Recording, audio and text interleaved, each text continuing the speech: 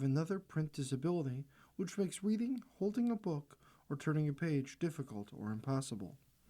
The content is copyrighted by the respective publishers.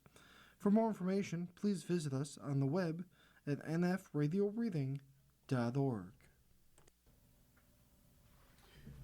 Hello, this is P. Fitz, and for the next hour, I'll be reading from the June 25th issue of the Wall Street Journal on the Niagara Frontier Radio Reading Service. Trump derails housing bill, fueling strains.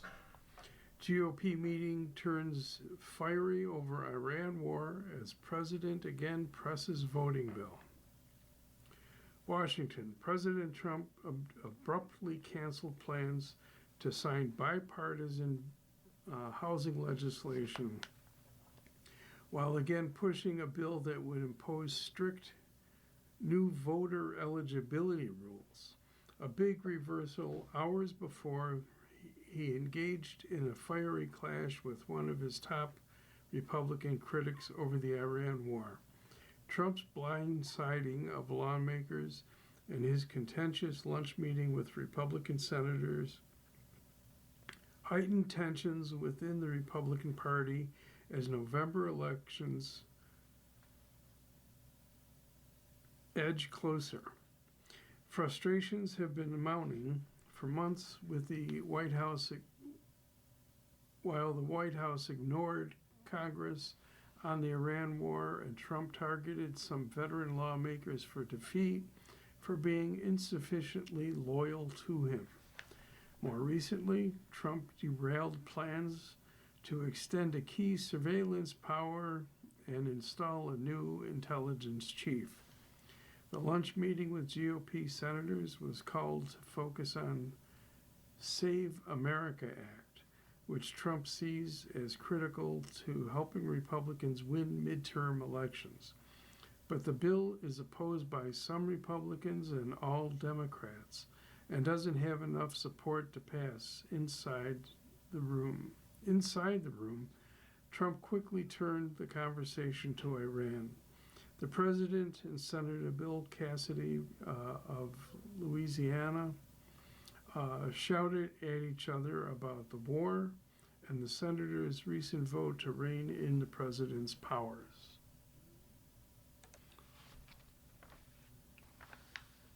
Trump, a Republican who engineered Cassidy's defeat in his primary last month, called the outgoing senator a loser and told him to sit down, according to people familiar with the exchange. Cassidy replied that no one tells him to sit down. The president also ripped into Senator Lisa Murkowski of Alaska and chided Rand Paul of Kentucky. People familiar with the matter said the two GOP senators voted with Cassidy's. Senator Susan Collins of Maine and most Democrats to pass non-binding resolution on Tuesday that would direct Trump to move U.S. troops from hostilities against Iran. The House had passed the measure earlier in the month. Speaking after the lunch, Cassidy said he had lost his temper. He said that Trump had brought up the Iran War Powers Resolution, asking why anyone would have voted for it. So Cassidy stood up and said, "You have not told the American people what's going on," he said. It was supposed to last 4 weeks. It lasted 4 months. Trump raised his voice, and Cassidy said he matched his tone and his volume. At one point, Trump mocked him for losing his primary election. Cassidy said, which of course, I lost the election. Way to observe that, Cassidy scoffed. I made it clear that I wasn't going to be bullied, and I made it clear that I think we need answers. And what was that? Trump signed last week a memorandum of understanding with Iranian leaders to reopen the Strait of Hormuz and to begin talks aimed at ending Tehran's nuclear program. Despite Trump's goal of destroying Iran's stock of ballistic missiles, he said last week that it was fair for the regime to maintain some of the weapons. In comments to reporters, Trump said it was a really great meeting and didn't address the intra-party debate over Iran. He asked Senate Majority Leader John Thune of South Dakota, whom Trump has pressed for months to find the votes to pass the Save America Act. That's a voting rights bill, which requires proof of citizenship to register to vote and tightens other voting rules nationwide. We like everybody really in the room, Trump said. I don't like a few people, but that's okay. Republicans have a 53-47 majority in the Senate, but the Save America Act requires 60 votes to advance. Due to the chamber's long-standing filibuster rule, no Democrats support the proposal. That has prompted Trump to press Republicans to eliminate the filibuster rule, but Thune has rejected the idea. The president was there to sell Save America, break the filibuster if you want to, if we need to, said Senator Roger Marshall of Kansas. He wants that passed so bad. Senators had been bracing for a tense meeting in a series of social media messages early Wednesday.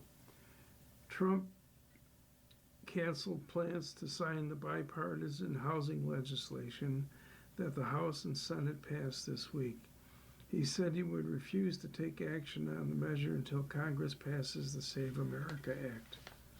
Trump has previously warned that Republicans will lose the midterms unless they pass the bill into law. But many GOP senators have repeatedly told him it has no path to passage,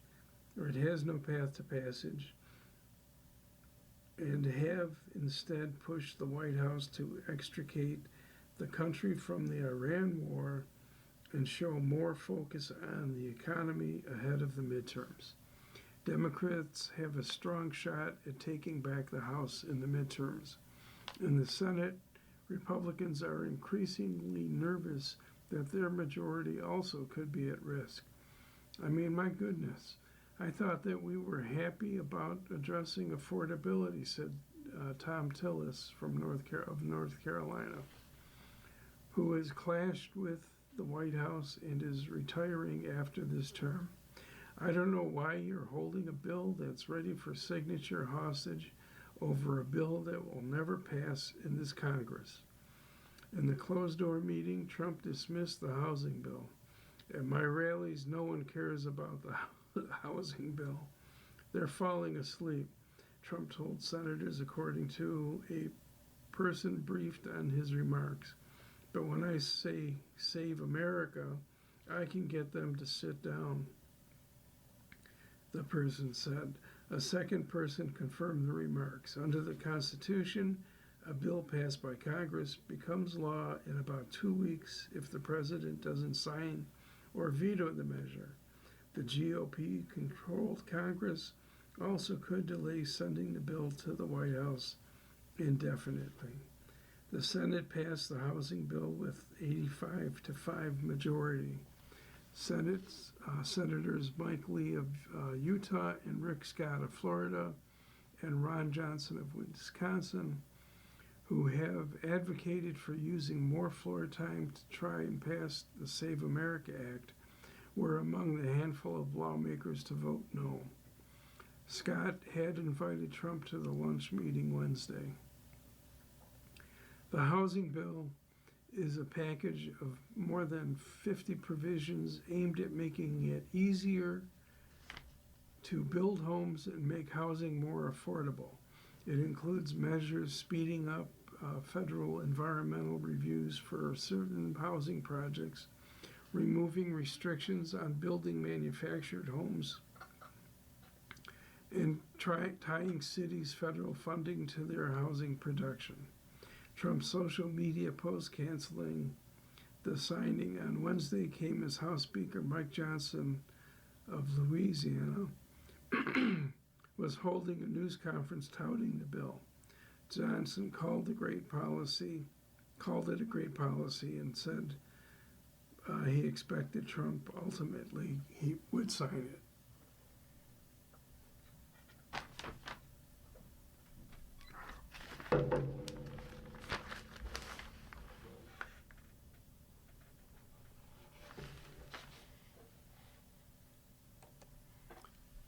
China is building up the yuan, hobbling Western sanctions. Iran and Russia have used the currency to carry out oil sales and other trade evading controls on dollar transactions.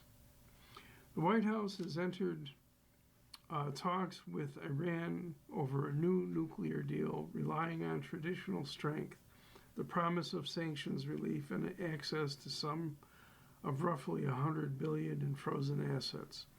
Yet the leverage is waning. Tehran has blunted the U.S. sanctions campaign in recent years by successfully using China's financial architecture, built on the yuan, that operates beyond Washington's reach.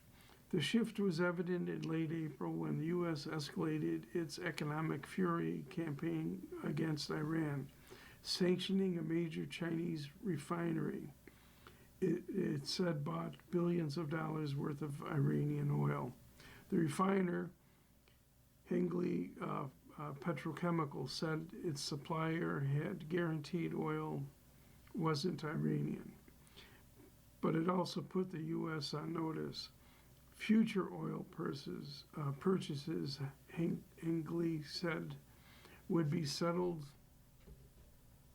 on instead of U.S. dollars, the energy market's main currency, making it harder for outsiders to track the flows. It was the latest sign of troubling new development for Washington. More of the world's illicit activity to evade sanctions is being handled in yuan as China builds an alternative financial system aimed at weakening Washington's power to dictate world affairs. The dominance of the U.S. dollar, currently used in roughly 80% of the international trade finance, has historically given Washington a big advantage in policing global business. Most international transactions denominated in U.S. dollars, banks giving Washington the ability to monitor them and cut off users' dollars if necessary, crippling their operations. But when the U.S. adversaries use the yuan to run their businesses, the transactions don't enter the U.S.-led banking system, neutering Washington's powers.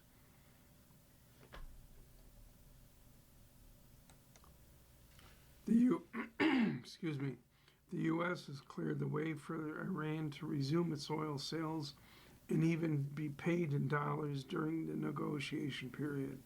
But even under U.S. sanctions meant to block the sales, Iran earned up to $43 billion in oil revenue in 2024, before accounting for unspecified discounts, according to the U.S. Energy Information Administration.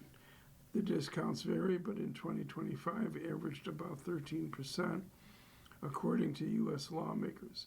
Most of the sales were paid for in yuan, according to the U.S. Treasury.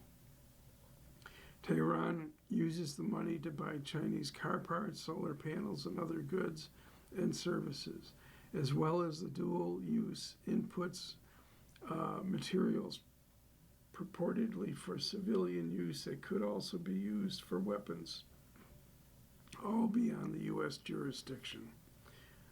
Boats seeking safe passage through the Strait of Hormuz during the conflict were told to pay Tehran in yuan, or cryptocurrencies, which are also hard for Washington to control.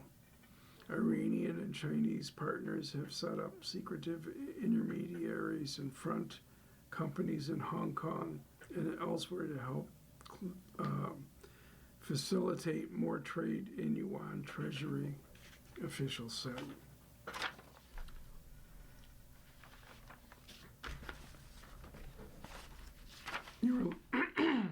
You're listening to a reading of articles and features from the Wall Street Journal on the Niagara Frontier Radio Reading Service. If you would like to hear the remainder of the Chinese yuan finance article, call the Niagara Frontier Radio Reading Service at 716-821-5555. AI boom sparks new wave of inflation. President Trump's trade wars have waned. The price of gas is finally falling, but inflation has a new catalyst. U.S.'s artificial intelligence build-out is beginning to push up prices on everything from smartphones to electricity.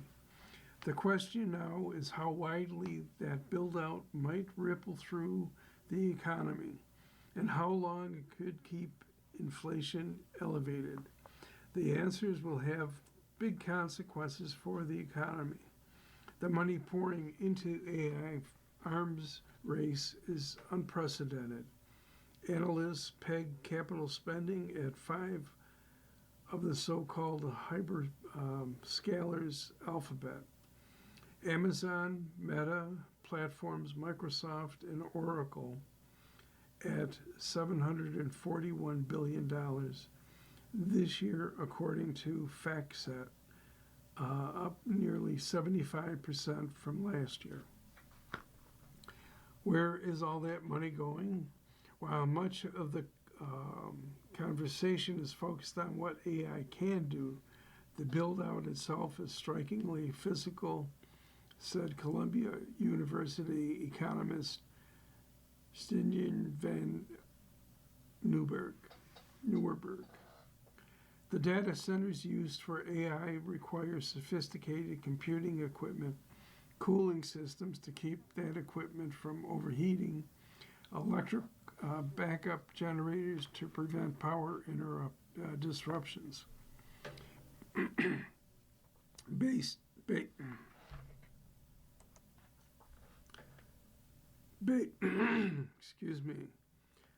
on announced and planned developments, Van Nieuwburg estimated that spending on AI build-out through 2032 could come to about $8 trillion, nearly 5 times the market value of the entire New York City property markets.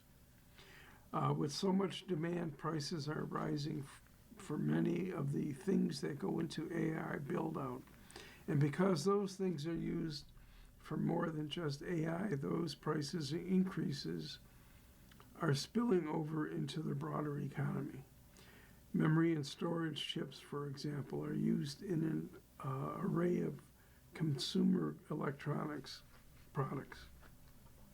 That includes everything from video game consoles to cars. Nintendo, Microsoft, and Sony have all raised prices on devices. Higher price tags are coming to Apple products too, according to Chief Executive Tim Cook, who told the Wall Street Journal that the jump in cost was unlike anything he had ever seen in any area in over 40 years. If AI is as revolutionary as many economists predict, it could eventually cool inflation. That is the lesson from past technological revolutions, which boosted workers' productivity, making it easier for businesses to meet demand without raising prices. Kevin Warsh, now the Federal Reserve Chairman, has previously made that case. AI will be a significant disinflationary force, increasing productivity and bolstering American competitiveness, he wrote in the Journal in November. Warsh's read on the AI boom is impact on inflation will be a first major test of his Fed leadership. AI infrastructure could be built out far faster than past transformational technologies like railroads in the 19th century, electrification in the early 20th century, or telecommunications during the dot-com boom. But it will take time to bear fruit. Even under an accelerated timeline, economists at UBS reckon it will take at least a couple of years before AI would start helping to lower inflation. In the short term, demand powered by AI is leading to higher prices.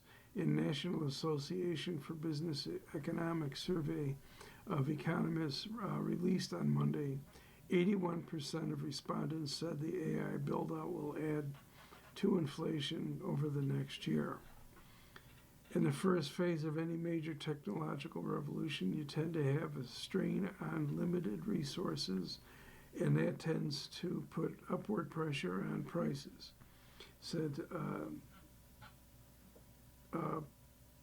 Parthenon chief, EY Parthenon chief, economist Gregory Dako, who is the president of NABE. Already, this is beginning to show up in the inflation data. Consumer prices and computer software and accessories were up about 15% earlier in May, according to the Labor Department. There could be more price increases in the pipeline. The Labor Department's measure of wholesale electronic components and accessories was up to 27% from a year earlier last month. The effect of AI build-out on prices could be fundamentally different from either the tariffs that were put in place last year or this year's jump in the fuel prices, according to strategists at Everscore ISI. Tariffs and oil are one-time shocks temporarily making their way into price increases. AI is a shock to demand that could persist for years. If you would like to hear the remainder of this article, please call Niagara Frontier Radio Reading Service at 716-821-5555.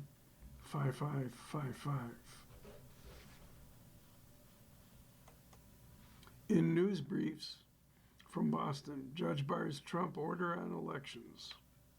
A federal judge Wednesday permanently barred President Trump's administration from implementing most of his first executive order on elections, part of which sought to require people to show documentary proof of citizenship when they register to vote. The ruling by U.S. District Judge Denise Casper in Boston effectively converts a preliminary injunction she issued a year ago into a permanent ban. Casper rejected the administration's argument that the lawsuit to block the changes brought by Democratic state attorneys general was premature because the rules had yet to be implemented. The Constitution does not grant the president any specific powers over elections, she wrote. In Northern California, earthquakes shake a rural region. A rural area of Northern California experienced its strongest earthquake since 1940 Wednesday morning, but it caused only mild shaking with no immediate reports of damage or injuries. The epicenter of the quake, with a preliminary magnitude of 5.6, was about 7 miles northwest of the agricultural town of Willits, according to the U.S. Geological Survey. The initial quake was centered inland about 50 miles east of Fort Bragg at 8:10 a.m. local time, and the USG said that it was about 5 miles deep. This was the biggest earthquake in nearly 9 decades in the region, which is not on a major fault line, said Lucy Jones, a veteran California seismologist. 3 other quakes under 2.7 magnitude struck near the epicenter within an hour. In Colorado, ex-forensic analyst in plea agreement. A former forensic analyst with the Colorado Bureau of Investigation to 4 felony counts of stemming from accusations that she manipulated and omitted data to speed up the DNA testing process, calling into question the validity of hundreds of criminal cases. Yvonne Missy Woods entered the guilty pleas to committing a cyber crime, perjury, attempting to influence a public servant, and forgery. Dozens of other counts were dismissed as part of a plea agreement. Authorities accused Woods, who resigned in 2023 after a decades-long career of altering data, concealed, tampering, deleting data that showed she failed to troubleshoot issues within the testing process and not thoroughly documenting tests performed in case records. Texas camp files for bankruptcy protection. Camp Mystic, an all-girls camp in Texas Hill Country, filed for Chapter 11 bankruptcy protection Wednesday, nearly a year after 28 people died there in catastrophic flash flooding. The camp said in its filing that it's had debts of $10 million to $50 million and that its assets were under $10 million. The Christian camp in Hunt, Texas has faced regulatory scrutiny and wrongful death lawsuits from families of the victims since the flood on July 4th, 2025. Camp Mystic is set along the Guadalupe River, which swelled after heavy rain sweeping away cabins and killing 25 girls, 2 teenage counselors, and the camp's longtime director, Dick Eastland. Camp Mystic didn't respond to a request to comment Wednesday. A lawyer representing the families of the victims also didn't respond to a request for comment. The bankruptcy filed in U.S. Bankruptcy Court in the Southern District of Texas comes weeks after the camp canceled plans to partially reopen for the summer following opposition from state lawmakers and parents of the victims. Camp Mystic withdrew its license application in April after authorities said its emergency plans fell short in more than 20 categories. Some 850 campers were expected to attend the camp for its 100th season. Investigators said the camp wasn't prepared for disaster and didn't have a written evacuation plan, and some senior leaders ignore life-threatening weather warnings. At least 135 people died in the floods that day across central Texas. White House and lawmaker face off over Turkish arms sale. The Trump administration is in a standoff with the Democratic lawmaker who is blocking a proposed $750 million sale of jet engines to Turkey over concerns about countries' ties to Russia. Representative Gregory Meeks of New York is holding up the sale of Turkey, an important NATO ally that is hosting a summit meeting of the alliance next month. Because the country continues to hold a Russian S-400 air defense system that it bought roughly a decade ago, along with other concerns about Turkey's role in the region.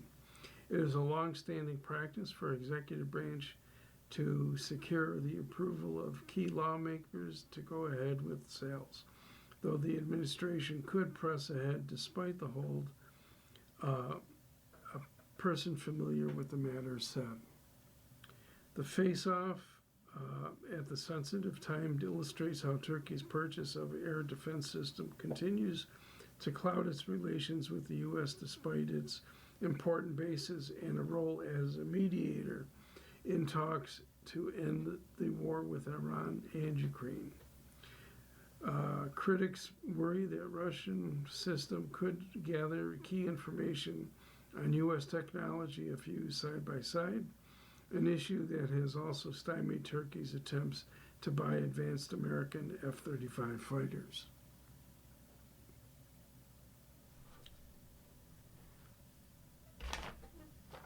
You are listening to a reading of articles and features from the Wall Street Journal on the Niagara Frontier Radio Reading Service.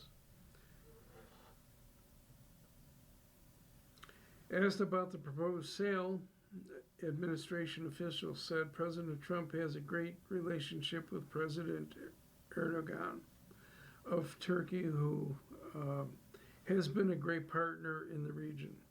The disagreement comes as Trump is expected to visit the Turkish capital, Ankara, in July for a summit of the North Atlantic Treaty Organization. It shows the limits of a recent thaw in the Turkish-American ties resulting from a warm personal relationship between Trump and Turkey's President Recep Tayyip Erdogan, who has lobbied the U.S. to lift limits on arms sales to Turkey. A spokesman for the Turkish foreign minister didn't reply to a request to comment. In the arms sale at issue, the administration asked congressional leaders to approve the sale of the U.S.-made F-110 jet engine for future use in the Ka-an fighter being developed by Turkey. U.S. officials familiar with the proposed sale said. Proponents of the sale said the holdup in Congress shows how negative views of Erdogan among lawmakers are complicating other aspects of the security relationship with important NATO ally. We don't ever talk about the F-110 sales to, like, Denmark. It's not controversial, said Aaron Stein, president of the Foreign Policy Research Institute, an American think tank. Under a long-standing government procedure, the chair and the ranking member of the House Foreign Affairs Committee and the Senate Foreign Relations Committee must sign off before the executive branch can proceed with a major foreign arms sale. This initial review usually takes place in secret before the State Department publicly notifies Congress of the intended sale. The sale of the jet engines is so-called direct commercial sale in which U.S. companies can sell military equipment overseas with government permission, according to people familiar with the deal. Two Democratic congressional aides said Meeks also decided to pause the sale over concerns about Turkey's role in Syria and the tensions with Greece, including its decision this year to send warplanes to Cyprus. Mamdani's influence on Democrats deepens. Mayor's candidates tack more to the left to win primaries, testing party leaders.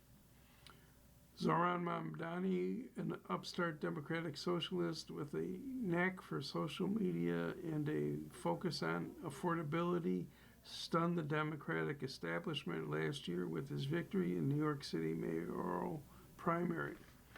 Tuesday's primary results make clear that the now mayor's rise wasn't a fluke, and his growing political power will be continuing challenge for Democratic leadership. Mamdani already has inspired the slate of like-minded progressives who are working from similar playbook as they challenge incumbent Democrats around the country.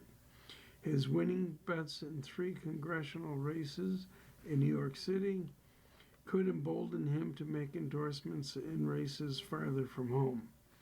The trio of candidates he endorsed were unabashed in their criticism of what they have regarded as an out-of-touch, over-cautious Democratic establishment. All three won their primaries, knocking out two incumbents and a contender who had the blessings of the Democratic Party leaders. Mayor Mamdani didn't just pick winners, he made winners, said Amit Singh Baga, a New York Democratic strategist. Some Democrats are worried Mamdani's rise creates fresh opening for Republicans to point them at as a far-left party, disconnected from the views of mainstream voters. But party leaders have been unwilling to confront him publicly as they recognize his growing influence in political charisma. New York Attorney General Letitia James on CNN criticized his endorsement, saying, "All of us are a little frustrated with the Democratic Party, but you don't blow it up. That's what MAGA has done." Mamdani didn't say Wednesday whether he would endorse in other races outside of New York, but said he thought that the New York races had hit on themes that resonate nationwide. Part of my hope in working to elect these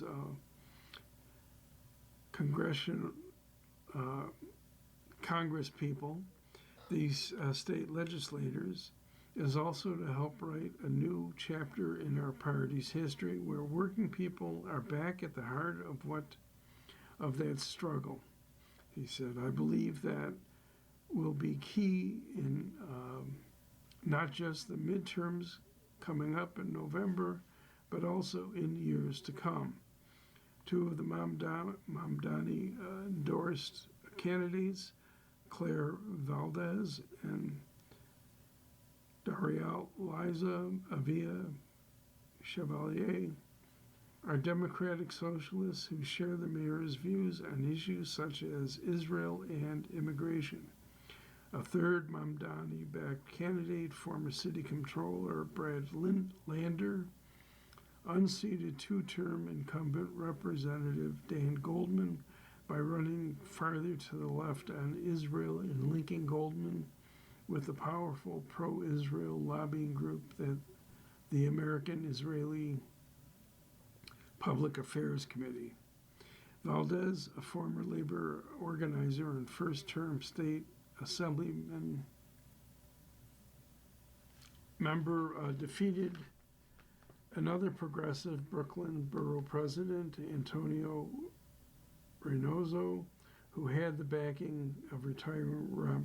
Nadia Velasquez Avia Chevalier.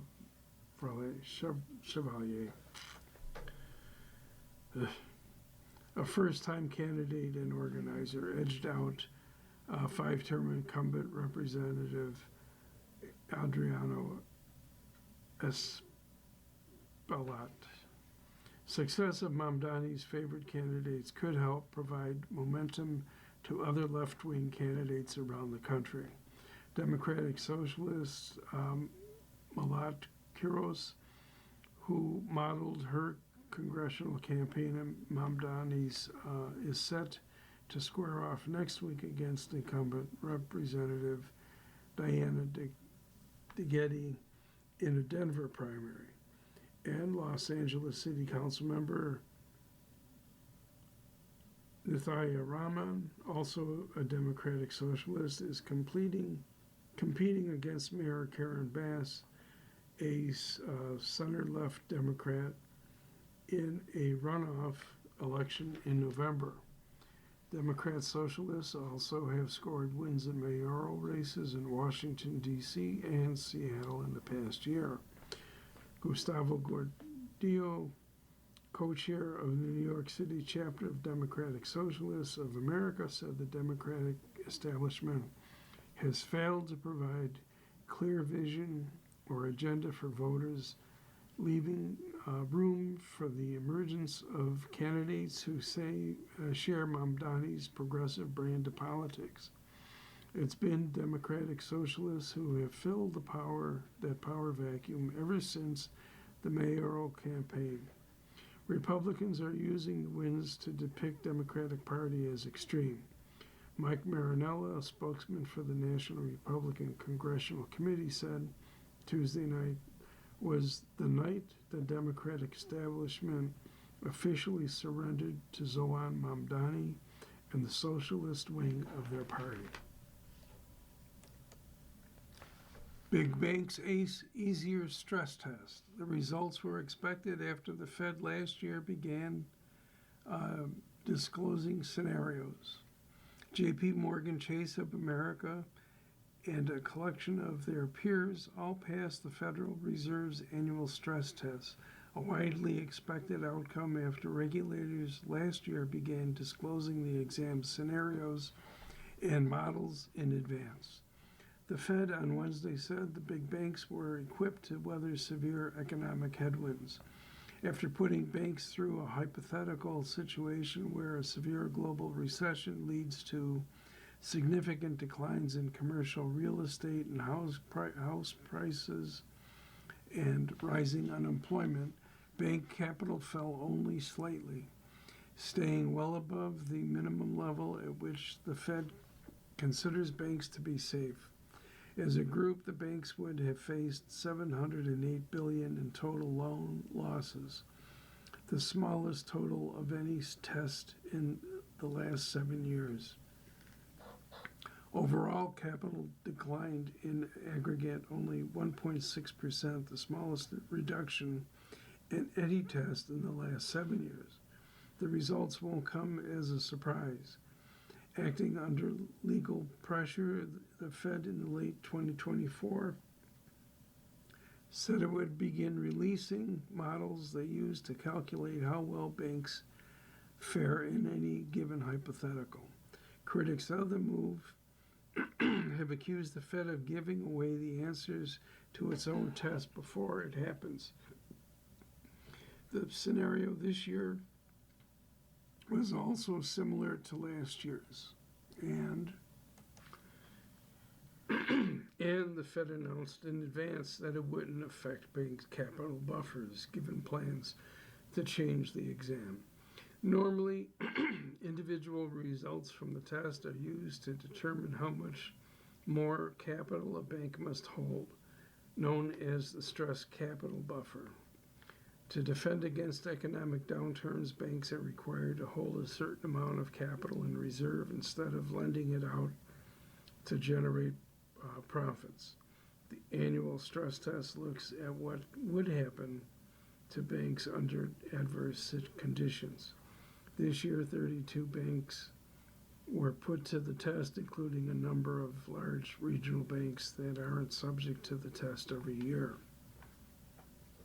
The Trump administration, to boost the economy, launched a series of deregulatory changes benefiting financial firms, including altering other rules around the capital that banks must hold. Officials argue the changes will get the banks back into areas of business that they had retreated from, including corporate loans and home mortgages. For several quarters, the largest banks have trumpeted big profits and said they plan to put money to work in new loans, but also more stock buyback and acquisitions. JP Morgan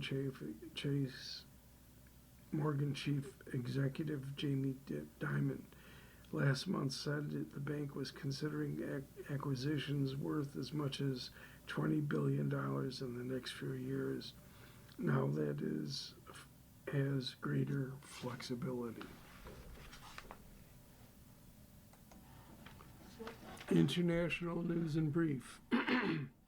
Qualcomm, AI software firm acquired for $3.9 billion. Qualcomm agreed to acquire the artificial intelligence software company Modular for about $3.9 billion in a bid to make artificial intelligence faster and cheaper for its customers. The semiconductor company said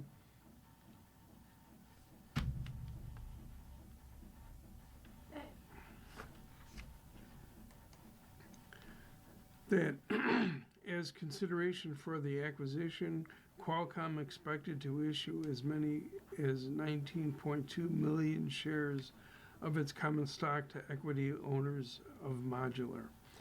That values the deal at about $30.92 billion, based on Qualcomm's closing price of $204.13 a share on Tuesday.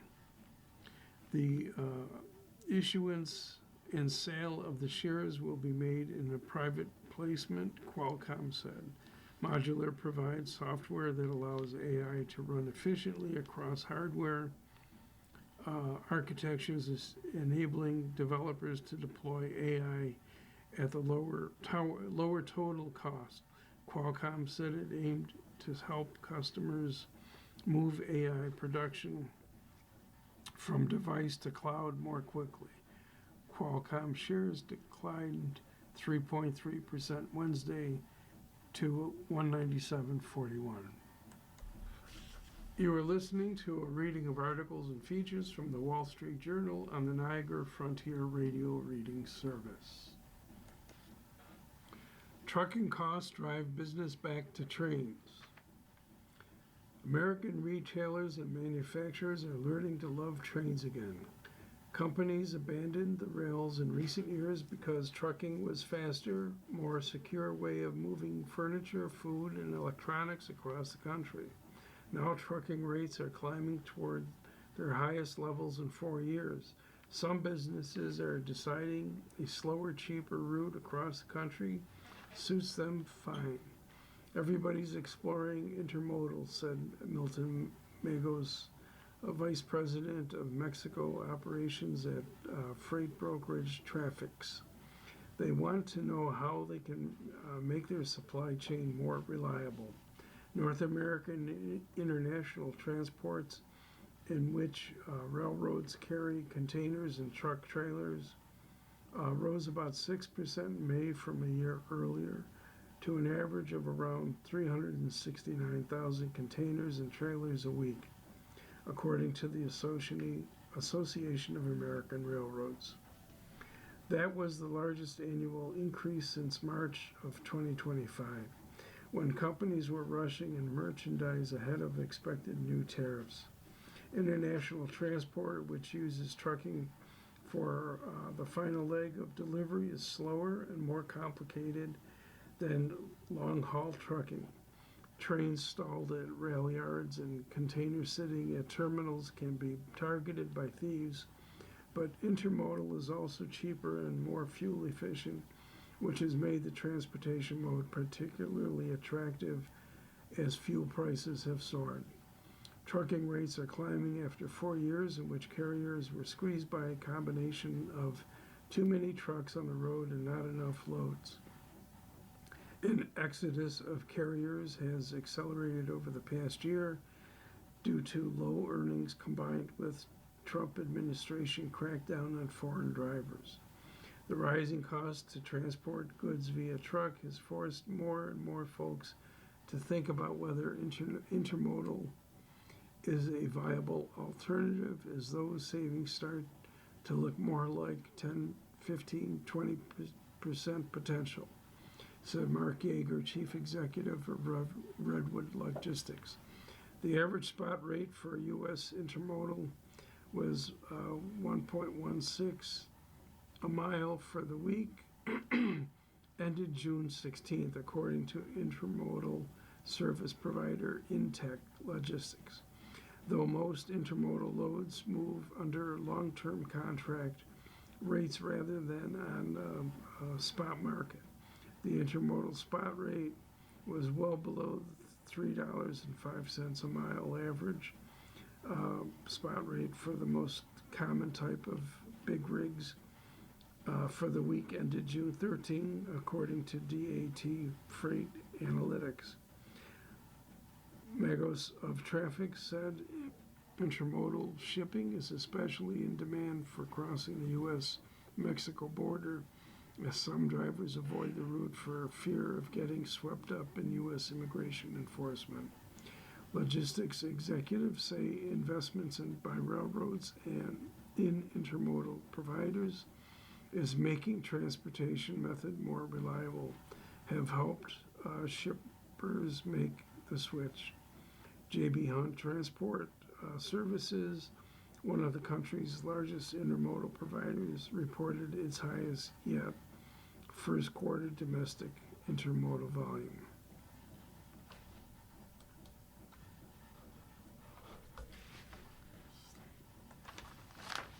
Startup founders' new aspiration among computer science graduates.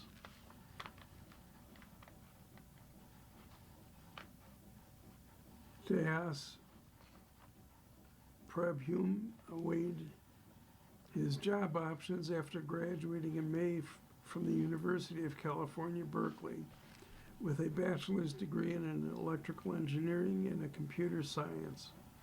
Returned to a startup where he interned, try to get a job at a large AI company or launch a new business. Prabhume went bold with option number 3. A small irrationality is needed to take an oversized bet on yourself, he said. Launching a startup has become the preferred path for more computer science graduates like Prabhume. Research shows plenty of capital and venture interest, as well as automated coding advancements, have spurred many grads to go the founder route. At the same time, declining opportunities of landing a job as employers favor more experienced hires in fields like software engineering have led many to seek ways to be their own boss.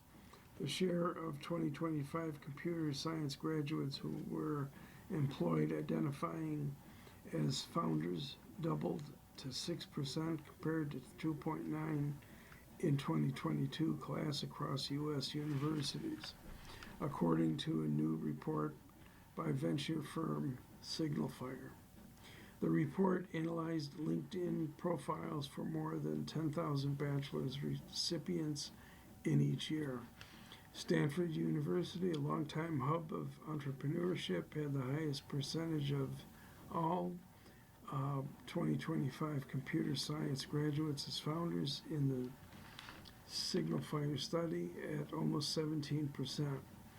Next on the list were California Institute of Technology and Harvard University, with each slightly more than 8% of its 2025 computer science class becoming founders. Venture firms are scouting campuses for young entrepreneurs with a growing list of active accelerators and fellowship programs. Close to a fifth of the 2025 computer science graduate founders in the SignalFire sample had raised venture capital already. SignalFire's head of research, Asher Bantak, said the rise in entrepreneurship by fresh grads is likely tied to some degree of the difficult hiring market. About 13% of the 2025 computer science class were working as software engineers at the dozen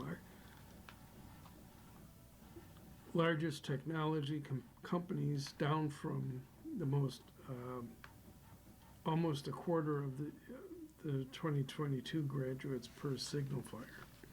Hiring of people with 1 year or less experience has plummeted across big tech and startups in what SignalFire calls junior lockout. Under 3% of the hires made by early stage venture-backed startups in 2025 were entry-level, down from 15% a decade prior per the data. While many venture investors see the rise of young entrepreneurs as positive, some worry about the motivations of some founders during the AI gold rush. We've been backing more dropouts and recent grads than ever this year, said Jeremy Finance, founder and managing partner of House Fund, a venture firm that backs startups launched by Berkeley students, alumni, and faculty.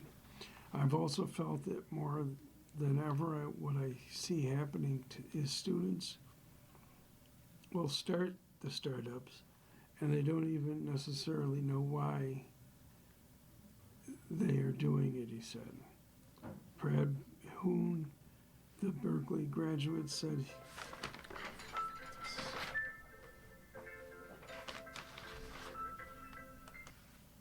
pardon the interruption. Brad Hoon, the Berkeley graduate, said that he had alternatives but decided to co-found a machine learning startup because the timing for the idea was right and capital available. While being a founder is risky, Brad Hoon said it also rewarding. You get agency, you get speed, you get to work closely with the people you like. I believe I've made a difficult, somewhat irrational decision, and regardless of the difficulty, we'll keep our heads down and focus on building our company.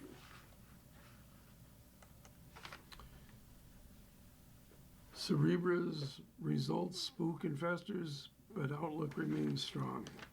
In a market jittery about anything AI related, it's a little wonder that Cerebra's projection of a narrow profit margins in its financial results Tuesday caused a scare. The company's shares fell nearly 20% of their IPO price on Wednesday. Yet there are bigger questions hanging over the chip company, which had its IPO last month. One is whether it can diversify its customer base. Another is whether it can capitalize on the fact that the way its AI processors are produced means it doesn't need memory chips that are in short supply. And on those fronts, things are looking a bit brighter. Cerebras said it in listing documents that about 86% of its revenue last year came from customers in the United Arab Emirates that have tapped it to set up AI infrastructure for them. That concentration is a concern, but the company also said it has inked a deal of more than $20 billion over several years with OpenAI, as well as an agreement in March to bring its chips to Amazon.com's cloud computing service. The company also seems primed to benefit from sky-high demand for memory that is constraining the growth of AI chips and the servers they go into. Cerebra's chips don't require the kind of high bandwidth memory that is lining the pockets of companies like Micron Technology or SK Hynix. It also doesn't need the most cutting-edge chip-making process offered by Taiwan's semiconductor manufacturing company, giving it another supply chain edge. True margins are expected to compress because the company is spending a lot of money on expansion and renting back some of its equipment from customers to meet demand. But in the long term, Cerebras has good chances for good growth. Asa Fitch. You have been listening to a reading of articles and features from the June 25th issue of the Wall Street Journal. We read from the Wall Street Journal every Monday through Thursday at 11 p.m. and Friday at 6 p.m. Your reader has been P. Fitz. Thank you for listening. Coming up next in the Niagara Frontier Radio Reading Service, we have the Buffalo Criterion. At 8 o'clock, we have the New York Times. And at 9 o'clock, we have Discover Magazine. Stay with us for these readings and more.